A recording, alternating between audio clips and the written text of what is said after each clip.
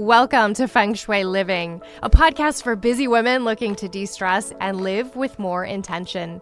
I'm Lisa Morton, and I'm passionate about helping you create a home that not only inspires you, but empowers you.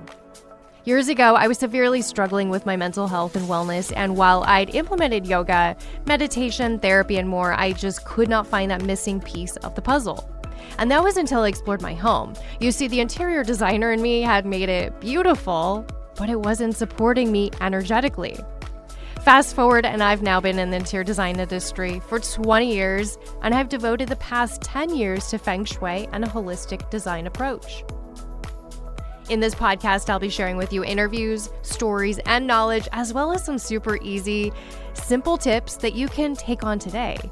If you're looking to be more intentional and create a life and home that you love, then you're in the right place. Hello there, and welcome to today's episode of Feng Shui Living. I'm your host, Lisa Morton.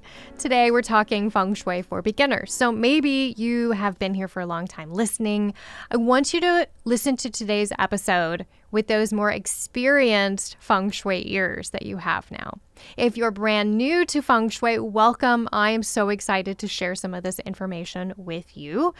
We're going to go through some easy ways to jump into this work. So to start out, I'd like to share a little background. So Feng Shui was actually, which means wind and water, it was actually first documented over 4,000 years ago. Over time, it went through different styles developed, different approaches to it developed. And so it kind of morphed and shifted into various schools or sects. So the goal is always the same, to bring balance to your space. However, one approach may focus more heavily on a certain tool or certain aspect than another approach, right? So for example, form school, they really dive into the land, the surrounding land, and really dive in and explore and look at it at a very, very deep level. And then you have compass school, which focuses on the compass directions, that it leans heavy into that. The approach I practice is called instinctive Feng Shui. So we learn a lot of form school, BTB. It has foundations in a lot of other schools, but then there's this intuitive aspect, which is personally very important for me. So it's always important to find a style or approach that resonates with you. And there are so many. You can dig, you can read books, and I'm happy to discuss that with you too. Also, know that you can always jump on my free 15-minute discovery call. We don't have to plan to work together. If you just have some Feng Shui questions, I'm happy to do that. So pop over to the website to schedule your free 15-minute discovery call. In Feng Shui, it's important to, in any work, it's important to be mindful and intentional. And everything you do for your home, I want you to approach it with a sense of love and care and really being methodical as you're making these adjustments to your space, to your home. It's so important. Everything we do in our home, whether we're bringing a new sofa in, we're re-wallpapering, we're clearing clutter, everything we do is affecting the Feng Shui of the space. It's just a matter of, is it improving? Or is it not improving? Are we leaving clutter everywhere so it's just not helping the energy of our home? Or are we getting rid of clutter and making free space? Are we bringing in items that really make us feel good, that we cherish, a family heirloom? Or are we hanging on to that not so nice looking chair that you really despise in the corner, but you feel like you got it as a gift, you have to hang on to it forever? Okay, so be very mindful of everything you're bringing in. Let's talk about where to start with your Feng Shui journey. So number one is always going to be clearing clutter. I tell all my clients when we work one-on-one, the most important things you can do now before we dive deep is to clear clutter and tidy your home as best you can. Clearing clutter gets stuff out of our way. It frees up energy in our homes. It frees up space. Our homes have breathing room to them when we get rid of things that aren't serving us anymore. Do you have piles? Do you have boxes? Then also sometimes I work with clients and it's not an excess of clutter or unused unnecessary items. It's sometimes one really intentional, meaningful thing that's standing in their way. Look around. Do you need to clear anything from your home? And then tidy and clean. One of my favorite tips for anyone is if you're having a bad day, if you're struggling, you're not in a good mood, you're just not feeling great, you want to improve your mood, sweep your floor. You might think that's silly. Wow, sure, it's cleaning, but it's so much more than that. If you think about your feet on the earth, on the floor, and if there's debris, in my house, it might be dog hair. There's food crumbs, there's dirt, I don't know, but whatever, between your feet and the earth, that's in the middle. We don't want that. We want our feet connected and grounded, and that will definitely improve your day. So take 10 minutes and sweep your floor. You will thank me. And here's my little bonus tip. Something I personally do is whenever I'm sweeping my floor, I either turn on some pretty music, something that makes me feel really good or really happy, or I recite a mantra. You could recite a poem. You could recite a prayer as you're sweeping your floor and cleansing and refreshing your space. Like 10 minutes, folks. You can do this. Also, organizing. Home organization is so important. Yes, it's so fun to go into those pantries with the labels and the color-coordinated bins, and oh my gosh, it's so fun. But you don't have to go that far. Just put things in an organized manner so things make sense. They will make your life easier, and then you'll just feel better. But now let's dig in deeper to actual feng shui adjustments. The first place for a beginner that I would have you look at is your front door. So if you've listened for a long time, you know I'm always talking about the front door. But the front door is known as the mouth of qi, this place for energy to enter our homes. If we want new opportunities coming towards us, new things, new wonderful energy coming in, our front door has to be ready to accept it. Ready to greet it, ready to welcome it in with open arms. How is your front door these days? When was the last time you used your front door? If you were a stranger walking down your street or walking past your front door, what would they think about that front door? Would they think it's welcoming? Would they want to walk up to it? So look at your front door. 3 things. I want you to make sure it's functioning really well. The lock, any knobs, everything functions well. Make sure it's well lit, especially we're moving into winter months. I don't know about you, it feels like it is dark at 5 o'clock at night. And by 8 o'clock, I'm ready to go to sleep. This time change really put me through it. Just really gave me a difficult time this year. Let me know if you're feeling the same. But it's dark early. It's even just these cloudy days. Sometimes it's hard to see. Make sure that debris is cleared off, especially leaves, especially if you have a house guest, but also maybe just for the nice FedEx guy, clean it up for him. Make it feel safe to anyone who may enter, that they can visually see any steps or anything, any trip hazards. Make sure it's well lit, it's light and bright and fresh. Also, check in with your front decor. A mat?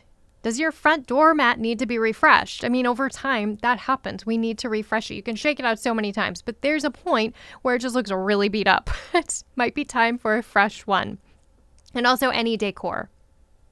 In the summer months, I have beautiful wreaths I put on my front door, and my birds like to destroy them, so they don't last very long. Or I have to go back and zhuzh them up a little bit and add some extra flowers or some materials to them. Do you need to do that? Maybe you have a welcome sign, but it's looking a little beat up. It needs a refresh, a fresh coat of paint. Okay, so 3 things. Make sure it's functioning well, well lit, and feels safe. And also check in with the decor. Next important space I would have you focus on is your bedroom. A lot of people think, well, I'm just sleeping in my bedroom. Who cares about the bedroom? That's where I'll take all the laundry to pile up. Your bedroom is so important. We all know that if we don't get good sleep, we can't perform well. We can't be the best version of ourselves. And it's important to get sleep, to get good sleep. So I have 3 things for the bedroom. Number 1, make sure it's clutter-free. And remember that this is not a space for storage. This is not the place to store all the laundry that hasn't been folded yet. This isn't the place to shove all the stuff under the bed. If you're, again, a longtime listener, you know I talk about keeping everything out from under the bed. This is not a good place for storage. And a lot of people are like, well, it's just storage stuff. It doesn't matter. It does matter. Everything under that bed is subconsciously telling something to your mind, to your body. I've told this story before, but I had a client that had stacks of books to read under her bed. She was literally sleeping on top of a to-do list and didn't even realize it. Getting rid of everything under your bed can be so impactful. I store nothing under my bed unless I have one spare blanket for an extra cold night, and that is it. Next, in your bedroom, again, we want to keep it clutter-free, no storage in here. But next is really focusing on soft, soothing colors. Recently, I had a client with a lot of fuchsia. It's fun, it's bright, it's bold, it's playful, but it's not the best color it's not really a good color at all for the bedroom. I'll just say it. If you love bold, bright, wild, maybe fire element type colors, do that. Put those in another area, a more active area of the home, not the bedroom. We need to help our bodies because we're on the go. Life is stressful. We're going all day. We've got a million things to do. And sometimes we really need to support and help our body and cue it into relaxing so that we can then fall asleep. So by having this space, you walk in, it's going to cue to your head, oh, this is where I rest and relax. It's where I have that nice aromatherapy, the nice soft lamps of the warm glow. So make sure you have really soft, beautiful, soft, pale blue colors. Following Feng Shui, the best colors for a bedroom are colors that are close to any type of skin color. So white, ivory, cream, beige, tan, brown, chocolate, anything in that range, right, is going to help your body feel grounded and comforted. But then the designer in me really loves blue. So I love bringing like a soft, watery blue color into a bedroom, or even maybe a soft green. I recently did a soft, pale, pinky blush color, and it was so beautiful. Oh my gosh, so excited about that one. Next is I want you to check in with your bedding. This can be one of the last places we focus on bedding. I know in the past years, before I really understood the importance of good quality bedding, I would put the nice stuff in my guest room. Like the fresh, brand new fluffy towels, my guests would get to use those. And I'd have these old raggedy ones and it was strings hanging off of it. I don't know why. I just did that for years. And then I was like, this is silly. My guests deserve the best, but also so do I. So I tell all my clients, invest in really quality bedding. Nice pillowcases, nice blankets. When was the last time you got fresh, new, beautiful, cozy, comfortable, luxurious sheets? These can easily be things we hang on to for too long. So retire them. Here's my tip. If you have old sheets, if you have old blankets, sheets, towels, donate them to an animal shelter. They don't care if they're kind of like raggedy or thin.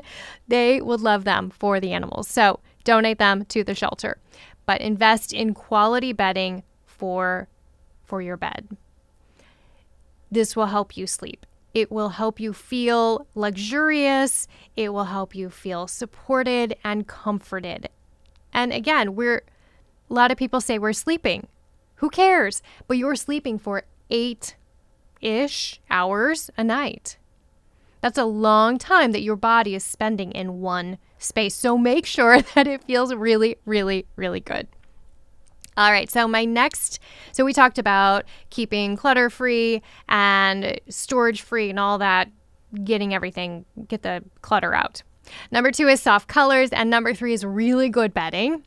And then my next location I want you to focus on is the kitchen. Now, this one can sometimes be neglected. We just start bringing Oreos in and we're not keeping the kitchen as tidy as we should because life happens, right? Here's my big thing that I think has been transformative for so many of my clients. And I have to be careful sometimes when I say this to a client because I don't want them to take this the wrong way. But I think hiring a cleaning lady, a cleaning crew, a cleaning company can be one of the best investments you can make. It can be one local woman who does cleaning or a man who does cleaning. You have them come in maybe once a month to do a refresh. They can sometimes see those things that you don't see. Just like we walk into our home, sometimes we have blinders. We're just so used to seeing it. They might quickly have a solution to whip up and clean up this one area that you've been working on forever and been avoiding forever. So I have clients that they want to try and do it all. They want to be that person that I can do it all. I've got to do it all. It's my job. You can't do it all. If you have the funds, again, once a month can be a huge help. And it doesn't have to be the entire house. Maybe just the main floor. Maybe it's just the kitchen and the main living areas, and you can handle everything else. So be open to receiving help. Hiring help when you need, because keeping the kitchen tidy is so important. This is the space where we nourish our bodies, where we nourish the bodies of our loved ones, where we spend time. We might, so many people now stand around in the kitchen, stand around the island at events, at holidays, at parties, snacking, eating, drinking, having a good time. It happens in the kitchen now. So make sure your kitchen is just really tidy, functioning, and just feels sparkly and wonderful to you. An area I really want you to keep tidy is the pantry. And I also want you to focus on healthy products, healthy foods in your pantry, and also your refrigerator. Think about the energy of specific foods when you bring them in. Cheetos are good, but they're not good for you. Oreos are good, but they're not good for you. And when you bring in fresh fruits and vegetables, I don't know why I feel so good whenever I bring sweet potatoes home from the store, because I love cooking sweet potatoes. They're so earthy. They're a root vegetable. It makes you feel grounded. And so even just like picking up the sweet potato out of the bag and putting it on the shelf makes me feel instantly more grounded. Maybe it's in my head. I don't know, but literally, food has an energetic vibration to it. When you're bringing in low vibration foods, junk food, foods that aren't good, that don't make you feel good, don't make your family members feel good, it's not going to improve the energy of your space. Remember I said we're doing Feng Shui all the time, whether we're, taking it in a good way or a not so good way. We're always adjusting the Feng Shui or the energy of the space. So bring in those healthy foods, those healthy vegetables. I love to have a bowl of fruit. A bowl of fruit on the countertop can be so nice. It almost reads as almost like a bouquet of flowers, right? Because there's color, it's natural, it's beauty, but then you also have a quick snack right there that you can grab. And they also last longer than flowers. But this leads into my third tip, which is something I love to do this time of year. So we talked about tidying, cleaning our home, keeping it, doing what you need to do, and recognizing when you can't do it all, Number 2, we talked about the pantry and the importance of the pantry, healthy food, healthy vegetables, pantry and our fridge. And then number 3 is I want you to join me on my challenge for the remainder of 2024. And that is my flower challenge. I do this every year.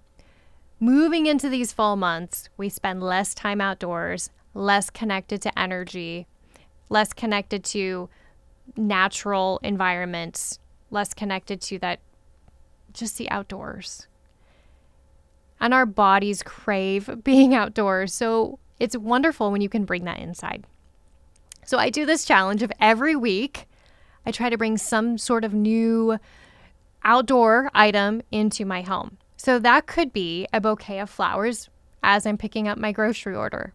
That could be a new house plant. That could be even just maybe a couple sprigs of a flower. I've done this, I'll get like a bigger bouquet. And then the next week, I'll take it apart and make a few small different bouquets with that. Just to refresh, to bring natural flowers, plants, some sort of natural item into your home each week throughout the rest of 2024. It will transform the way you feel. And I love to put this in my kitchen, right on the counter. It's where so many people, so many families spend so much time. Make it visible. The natural colors, the natural, the natural leaves, the coloring, the bouquets of the variety. Oh my gosh, I'm so excited. I'm actually going to stop on my way home today and pick up a new bouquet for this week. I'm so excited. I hope you are too. I hope you'll join me in the challenge. Let me know. And something I always kind of do this time of year too is surprise someone who's taking part in the challenge. You can go on social media and tag me. I'm on Instagram at Pure Living with Lisa Morton, and you can tag me. And I have been known to send some people beautiful flowers and houseplants as a little surprise. So maybe that's you. So these were my 3 areas to really focus: the front door, the bedroom, and the kitchen. But again, you have to do the clutter clearing, the organizing, getting things in order, because the more you do that, the more powerful your adjustments will be. Okay, so this was Feng Shui for beginners, but maybe you've been listening for a while, or maybe you're already so inspired you want to learn more. I've got you. So unfortunately, I had to cancel my February certification course to certify individuals in instinctive Feng Shui. I have my next one. Well, I had to cancel it because of the hurricane in Florida obliterated the space where we were going to host the event. So the next one, I have the dates finalized. The Spring 2025 Instinctive Feng Shui Certification Program will kick off on March 31st. There's 4 weeks of an online 1-hour week, Monday nights from 6 to 7 p.m. Eastern. We will meet and we'll go through, you will learn so much in these 4 weeks. And then we'll do a 4-day immersive retreat experience here where I live in Fort Wayne, Indiana. You'll be able to come to my home, experience the energy of my home, which I'm so excited. I've never been able to do that before. I'm going to invite you into my personal space. You will see it. You will get to experience it and see adjustments and tweaks that I have done to my home, as well as learn to become a Feng Shui professional. You will receive the certification of Interior Alignment Instinctive Feng Shui Consultant. So if that feels right for you, let me know. Reach out. I'll also put links in the show notes if you want to learn more. It's 4 days. It is arrive on Thursday night. We have a beautiful, amazing kickoff, celebratory welcome dinner. And then we have training all day Friday, all day Saturday, all day Sunday, all day Monday, with a celebration graduation dinner on Monday night. And then you head out on Tuesday. This can be life-changing. It was life-changing for me. When I did my first training, my first certification course was back in 2014. I remember walking into my house after the training with tears in my eyes, thinking, wow, my life is not going to be the same. This helped me understand. This helped me put names to feelings, right? The 5 elements. It helps me describe things that I'm feeling and that I'm sensing in a space. And I didn't know how to fix it. I didn't know how to tweak it. Plus, I realized how important this can be and how many people I can help. I can help them feel better in their space. And it's just been, there hasn't been a single moment that I haven't just been incredibly grateful for this work and the opportunity to do this work and help so many people. You know, there's designer in me. I love interior spaces and it is so fun, but then to be able to do it and approach people's spaces, but truly help them. Just so grateful. Anyway, if you want more info, reach out and I'll put a link in the show notes. So welcome, Feng Shui newbies. I'm so happy you're here. Keep listening. If you have specific questions, if you want me to cover a topic in an episode, let me know. All right, everyone. We'll see you next time. Take care. Special thanks to our production company, Influencer.tv, the WELT 95.7 studios, and our sponsor, Good G. For more information, head over to the show notes. Be sure to hit the like button, hit subscribe, and give us a 5-star review. I'll see you next time.